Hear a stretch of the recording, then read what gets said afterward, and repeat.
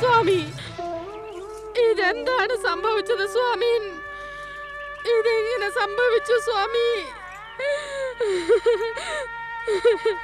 ഞാനുള്ളപ്പോൾ അങ്ങക്ക് ഇത് സംഭവിച്ചുകൂടാ സ്വാമിൻ. അങ്ങക്കൊന്നും സംഭവിച്ചുകൂടാ സ്വാമിൻ. സ്വാമിൻ, സ്വാമിൻ, ഉണരു സ്വാമിൻ. വൃന്ദ,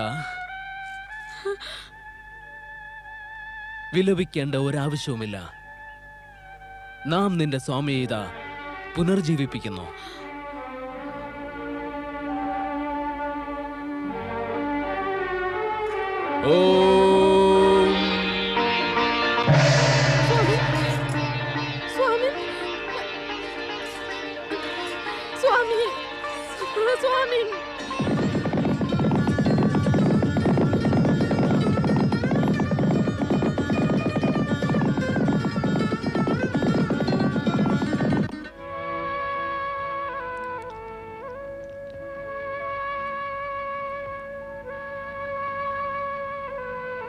ദേവി, നാരദന്റെ പ്രണാമം സ്വീകരിച്ചാലും ഇതെന്താണ്?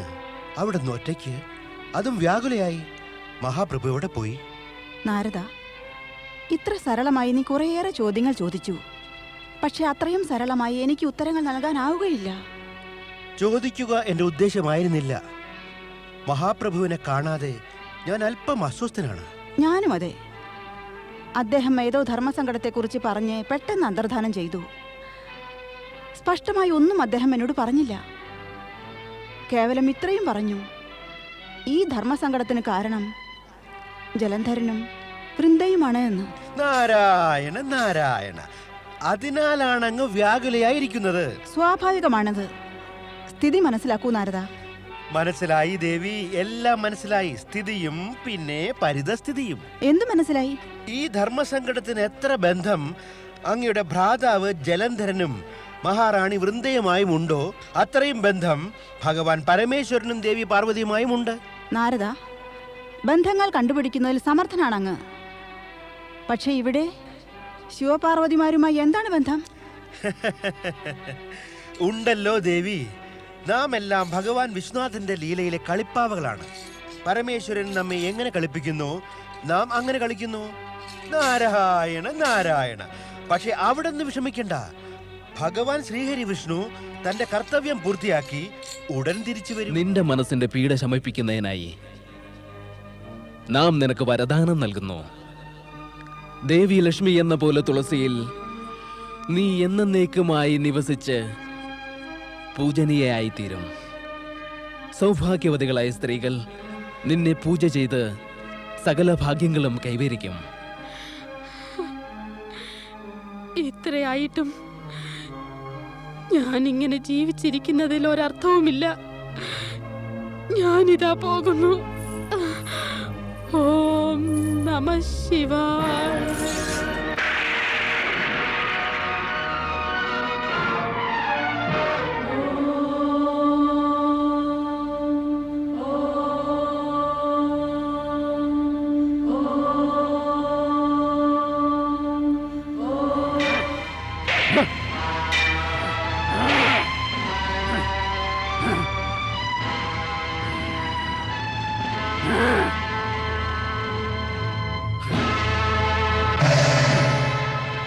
പാർവതിയെ നേടുകയാണ് എന്റെ ഒരേ ഒരു ഉദ്ദേശം. ആർക്കും തന്നെ രക്ഷിക്കാനാകില്ല മഹാദേവ.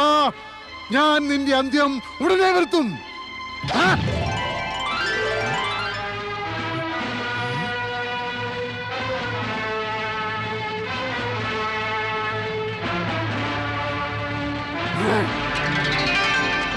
ജലന്ധര,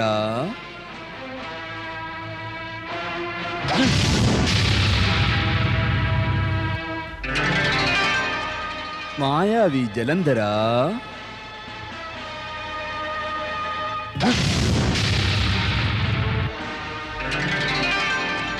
മഹാബലി ജലന്ധര,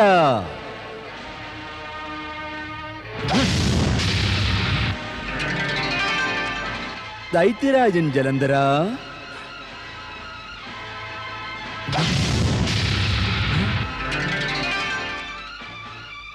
ശക്തിശാലി ജലന്ധര,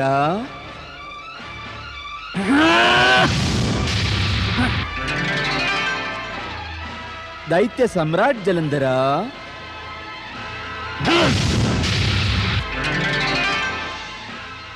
അസുരാധിപതി ജലന്ധര,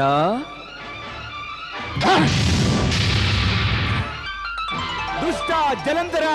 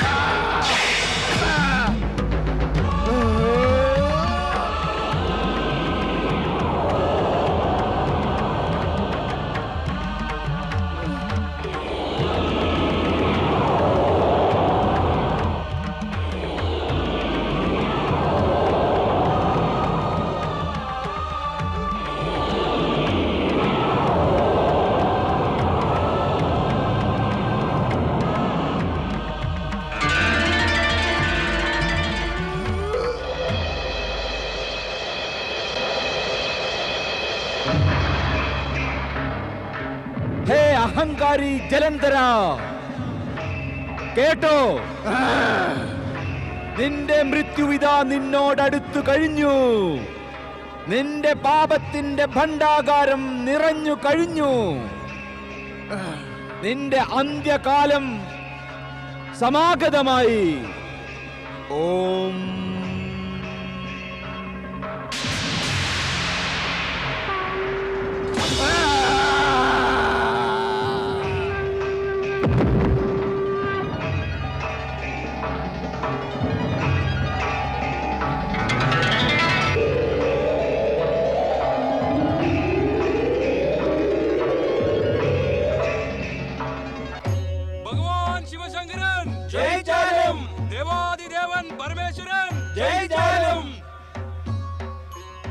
പ്രഭോ, അവിടുന്ന് സ്വയം ജലന്ധരന് ഉൽപ്പത്തി നൽകി അവനെ അസുരന്മാരുടെ അധിപതിയാക്കി. എനിക്കും വൃന്ദയ്ക്കും സങ്കടമുണ്ടാക്കി. ശ്രീഹരി വിഷ്ണുവിനും സങ്കടം നേരിടേണ്ടതായി വന്നു. ഇത്തരം ശിവലീല കൊണ്ട് എന്ത് പ്രയോജനമാണ് പ്രഭോ? ഓം നമഃ ശിവായ.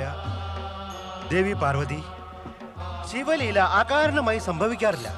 എനിക്ക് തോന്നുന്നത് നാരദലീലകളും അങ്ങനെ അകാരണമായി സംഭവിക്കാറില്ല. നാരായണ നാരായണ, ഞാൻ ഭഗവാൻ ശിവന്റെ ദാസനാണ് ദേവി. ഞാൻ ചെയ്യുന്നതെല്ലാം ഭഗവാൻ ശിവന്റെ സങ്കല്പമനുസരിച്ചായിരിക്കും. ഭഗവാൻ ശിവനാണെങ്കിൽ ലീല രചിക്കേണ്ടത് അത്യാവശ്യമാണ്, കാരണം അത് സ്വാഭാവികമാണ്. അപ്പോൾ ദേവേശ്വരൻ സ്വന്തം സ്വഭാവം എങ്ങനെ ഉപേക്ഷിക്കും ദേവി? അല്ലേ ഭഗവാൻ? നാരദ, ഈ ജഗത്തിൽ സത്യവും അസത്യവും തമ്മിലുള്ള സംഘർഷം നിയതിയുടെ ധർമ്മമാണ്. ഇന്ന് ഈ ലീല രചിക്കാനുള്ള കാരണം പറയാം. സാധാരണ ജനം ഒരു സത്യം മനസ്സിലാക്കേണ്ടതുണ്ട്. ഏതു വിധത്തിൽ ജലന്ധരൻ മഹാശക്തിശാലിയായിട്ട് കൂടി അഹങ്കാരം മൂലവും പരസ്ത്രീയെ മോഹിച്ചതുമൂലവും മൃത്യുവിന് ഇരയായോ, അതേ പ്രകാരം ഏവർക്കും സംഭവിക്കാവുന്നതാണ്. അതായത് അവരും ശ്രദ്ധ വയ്ക്കണം. സാധാരണക്കാരെ ശ്രദ്ധാലുക്കളാക്കാനും സുരക്ഷിതരാക്കാനും വേണ്ടിയാണ് ലീലകൾ രചിക്കപ്പെടുന്നത്. ഓം നമഃ ശിവായ. ഓം നമഃ ശിവായ. ഓം നമഃ ശിവായ. ഓം നമഃ ശിവായ. ഓം നമഃ ശിവായ.